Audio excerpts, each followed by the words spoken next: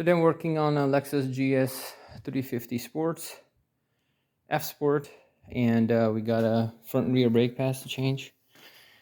It's very simple actually.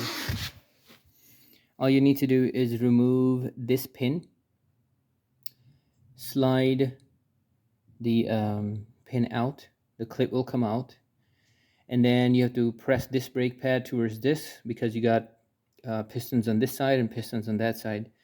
And there's a special tool you have to use to press both sides the calipers in. So straightforward job. If you don't have tools, you can always see what works for you. Once you remove this pin, you're going to slide this one out.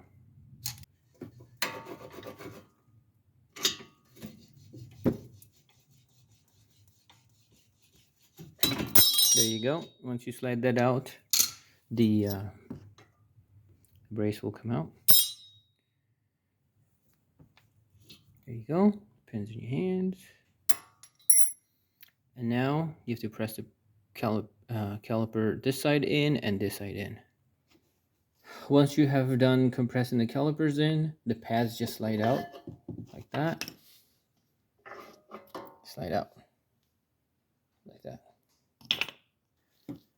So you can slide in the new brake pads in. It's always good practice to clean the hardware back and then install. So all you have to do is put this hardware back in here, push the center, and slide the pin back in. I can't do that with one hand, so here you go. You pin slide back in, and you put your locking pin in, and you're all set. This is how you do front brake pads.